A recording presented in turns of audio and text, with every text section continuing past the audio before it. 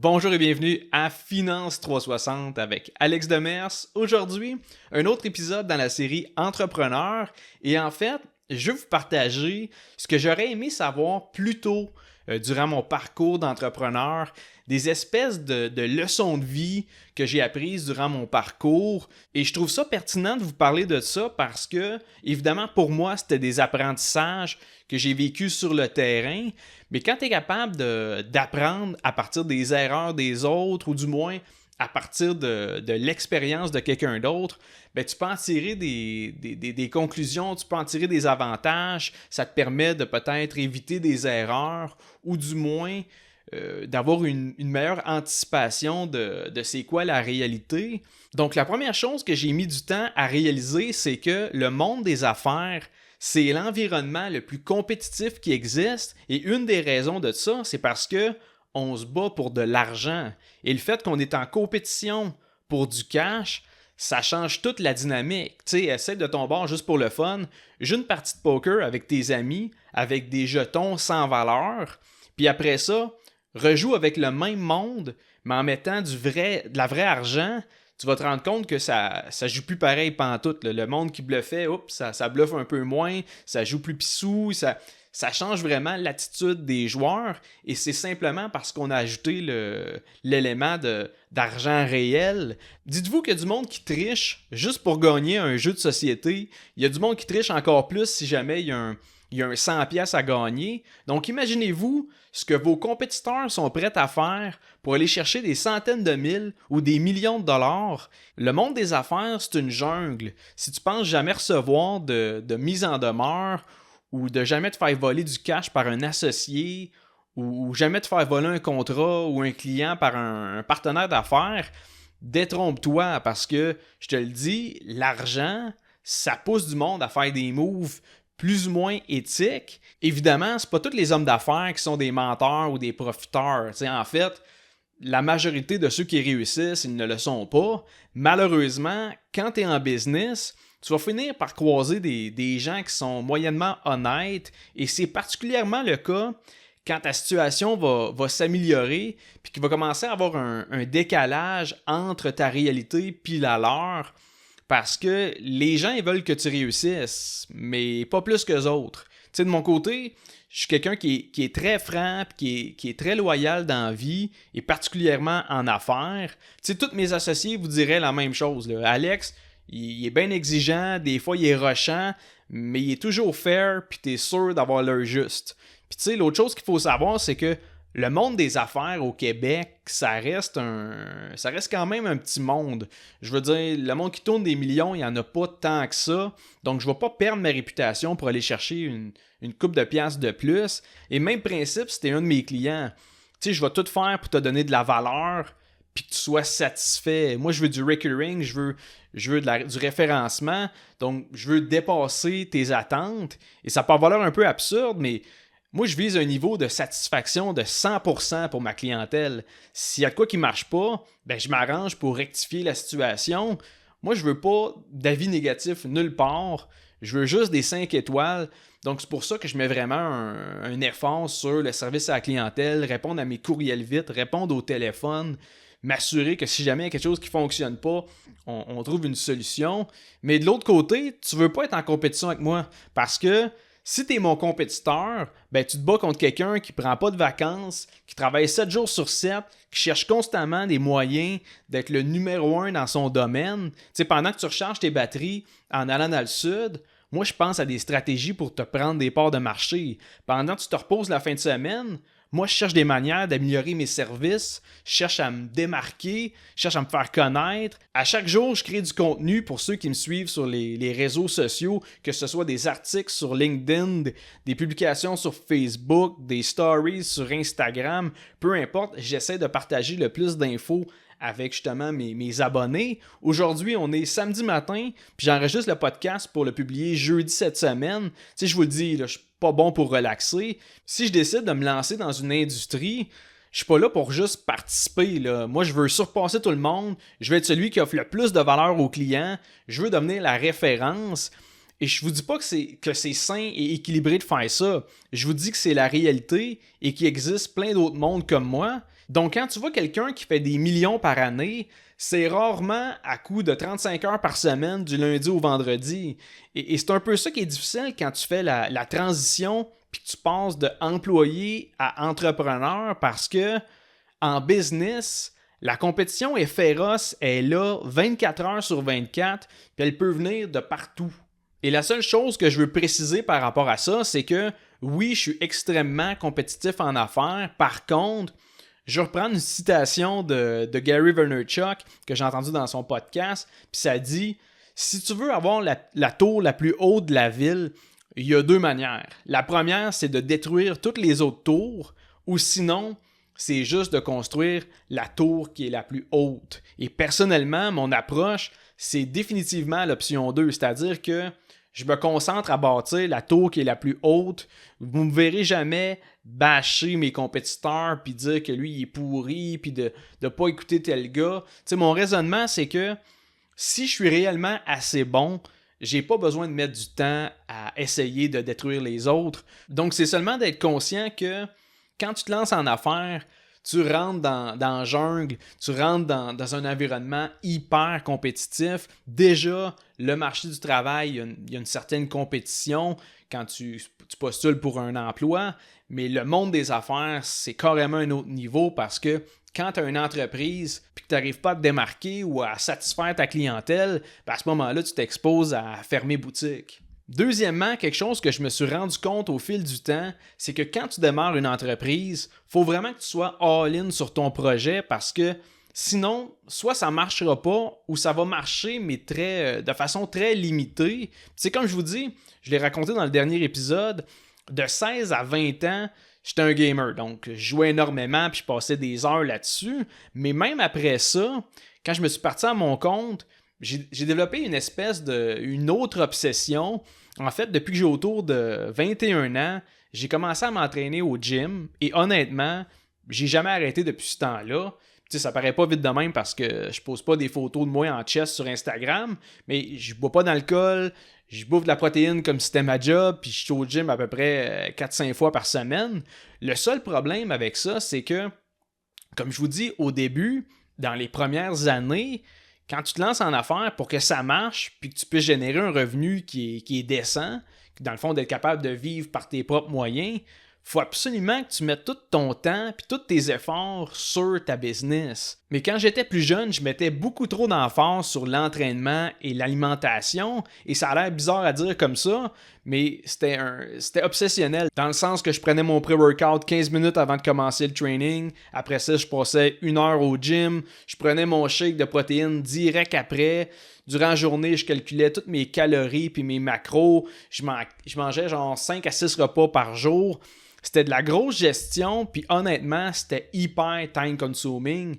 Et je vous dis pas que c'est mal d'aller s'entraîner puis de prendre ça au sérieux. Au contraire. Par contre, je pense qu'il faut apprendre à doser le temps qu'on met là-dessus. Parce que encore là, ça dépend de vos ambitions puis vos objectifs avec ça. Mais tu sais, moi, j'ai jamais voulu devenir bodybuilder ou faire de la compétition d'hommes forts. En partant, j'ai zéro la génétique pour ça, mais le point derrière ça, c'est que pendant vos premières années en tant que travailleur autonome, ça se peut que tu doives skipper une coupe de training ou que tu puisses pas manger ton 4e repas en plein milieu de l'après-midi. Si ton objectif, c'est vraiment de faire plus que 150 000 par année puis que tu pars de rien, tant qu'à moi, pour réussir, tu n'auras pas le choix de sacrifier un peu tes autres passions, parce que générer de l'argent par ses propres moyens, c'est-à-dire sans être un employé salarié, ben ça nécessite automatiquement plus d'heures parce que, en plus d'accomplir les tâches en soi,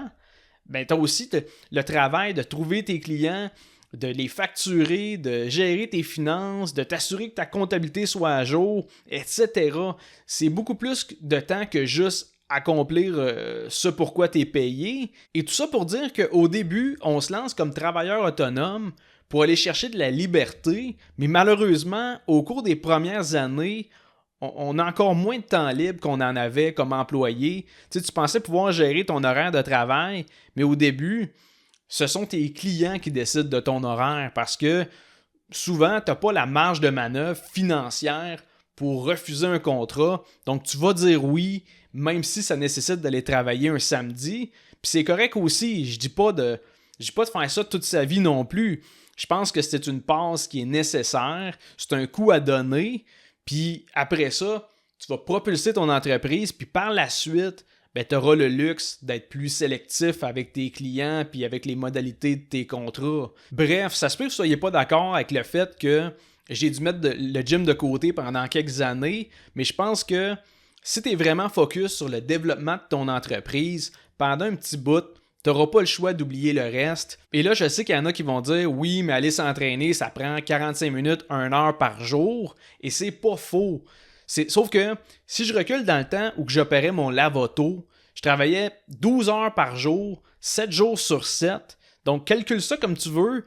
Ça fait plus que 80 heures par semaine à courir d'un bord puis de l'autre. Tu sais, j'aurais fini par me blesser ou sinon, l'autre alternative, c'est que j'aurais juste diminué mes heures de travail pour essayer de conserver la même assiduité. Et on s'entend à travailler 12 heures par jour, 7 jours sur 7. Tu fais pas ça le restant de tes jours non plus. Aujourd'hui, pour moi, c'est sûr que c'est bien différent. Tu sais, j'ai 34 ans, ma situation financière n'est plus la même, le type d'entreprise que j'opère non plus. Donc, c'est sûr que ça me donne beaucoup plus de liberté. Puis là, j'en profite justement pour aller m'entraîner, pour aller courir. Tu sais, être en shape, ça va toujours rester super important pour moi.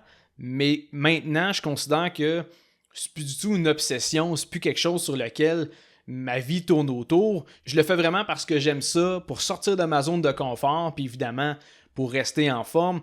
Mais l'idée que ce type d'activité-là peut prendre trop de place au début quand tu te lances en affaires, pour moi, il faut remédier à ça puis garder le focus à la bonne place.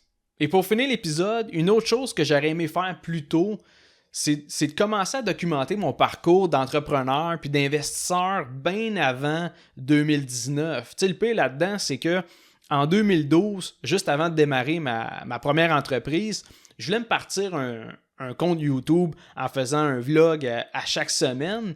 Et finalement, je ne l'ai pas fait.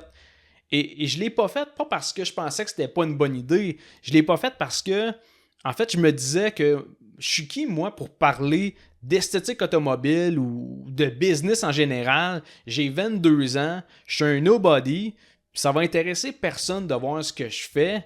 Et c'est vraiment ça qui m'a bloqué au niveau de me filmer et de partager ça au grand public. Mais imaginez-vous la communauté que j'aurais pu bâtir si j'avais commencé il y a 12 ans. Dites-vous que mon bord, la première fois que j'ai commencé à partager du contenu en ligne, c'était avec mon podcast il y a 5 ans. Et oui, là, depuis quelques mois, j'ai commencé à mettre un peu plus d'efforts sur mes vidéos. Puis ça commence déjà un peu à se refléter sur les vues de ma chaîne YouTube. Tout ça pour dire que je suis surpris par le nombre de personnes que j'arrive à rejoindre avec mon podcast. Tu sais, à chaque jour, je reçois un message, soit sur Facebook ou Instagram, ou un courriel, ou juste un commentaire sur mes vidéos. Et c'est tout du vrai monde qui ont décidé de m'écouter, puis qui ont pris le temps de m'écrire. Tu sais, encore aujourd'hui, je trouve ça surréaliste que quand j'enregistre mon podcast, c'est un peu l'équivalent de comme si j'étais dans un auditorium puis que je parlais devant des milliers de personnes. Et c'est sans compter toutes les opportunités que mon podcast m'a apporté au fil des années. Tu sais, ça m'a permis de connaître un paquet de monde que j'aurais jamais rencontré autrement, d'avoir des clients un peu partout à travers le Québec, de générer des revenus passifs avec mon infolette ou mes formations en ligne, d'écrire un livre avec une maison d'édition, etc. Tu sais, le seul regret que j'ai par rapport à ça, c'est de ne pas avoir commencé plus tôt. Et d'ailleurs, ce serait probablement le seul vrai conseil que j'aurais à vous donner. Commencez à produire du contenu maintenant. Tu sais, même si vous n'êtes pas un expert, ça ne vous empêche pas de documenter ce que vous faites. Tu sais, l'idée, c'est pas de prétendre que vous êtes un expert non plus. C'est pas de donner non plus des conseils sur tel ou tel sujet. Ça peut être simplement de partager vos accomplissements puis vos erreurs dans votre parcours sur peu importe ce que vous faites, un entrepreneur, un artiste ou peu importe. Et même si après 1 an, vous n'avez pas encore une audience de plusieurs milliers de personnes, je vous garantis que vous allez être content de l'avoir fait pareil. Parce que de un, vous allez avoir appris énormément sur la création de contenu, que ce soit du côté de l'équipement qui est nécessaire ou des logiciels que ça prend pour enregistrer un podcast, ensuite pour enregistrer des vidéos en format vertical ou mettre en ligne des vidéos sur YouTube. Déjà, juste pour l'apprentissage que ça vous donne, ça vaut la peine. Et de deux, si vous avez été constant dans vos publications pendant 1 an, puis que vous avez cherché continuellement des manières d'améliorer votre contenu, soit avec des meilleurs titres ou avec des meilleures images pour attirer plus l'attention, soit en ajoutant des sous-titres, peu importe, c'est pratiquement impossible que vous n'ayez pas bâti une petite communauté qui vous écoute puis qui vous fait confiance. Puis, tout le monde commence avec 0 abonnés. Et oui, au début, c'est un peu malaisant parce que tu sais pas trop quoi poster. Surtout, tu as l'impression que tu vas enregistrer pour que personne l'écoute. Mais dans les faits, tout ça, ça n'a pas vraiment d'importance. L'idée, c'est pas de produire du contenu qui va devenir viral demain matin. L'idée, c'est de commencer quelque part. Et je le répète, faut pas avoir peur du jugement des autres parce que c'est sûr que tu vas recevoir des commentaires de ta famille ou de tes amis ou de tes collègues. C'est quelqu'un qui va te sortir Ah ouais, tu veux devenir influenceur? Mais tu sais, si tu veux mon avis, le 3/4 du monde qui vont te dire ça, c'est les mêmes personnes qui passent leur temps à scroller sur les réseaux sociaux justement pour regarder des influenceurs. Donc, ça revient à ce que je disais l'autre fois. Il y a 2 types de personnes. Il y a ceux qui produisent du contenu et il y a ceux qui le consomment. À toi de décider dans quel groupe tu veux te retrouver. Et encore une fois, c'est quasiment sûr que tu vas recevoir des commentaires désobligeants dans les vidéos que tu vas partager. Et demande-moi pas pourquoi, mais c'est particulièrement le cas sur TikTok. Et le pire là-dedans, c'est que souvent, c'est un compte anonyme avec une moto comme photo de profil, puis il va réussir à faire 3 fautes d'une phrase de 5 mots. Puis tu sais, c'est plate, mais c'est ce genre de monde-là qui va t'insulter sur les réseaux sociaux. Et pour conclure là-dessus, dites-vous que les insultes puis la haine, ça vient toujours d'en bas. Ce que je veux dire par là, c'est que c'est toujours le monde en moins bonne posture qui vont chercher à vous rabaisser. Donc, faut pas se laisser décourager par ce type de commentaires-là. Et sur ça, je termine l'épisode d'aujourd'hui. J'espère que vous avez aimé le contenu. Si c'est le cas, je vous invite à laisser un 5 étoiles sur Spotify, à laisser un review sur Apple Podcasts ou à vous abonner à ma chaîne YouTube. Et on se revoit mardi prochain pour un autre épisode de Finance 360.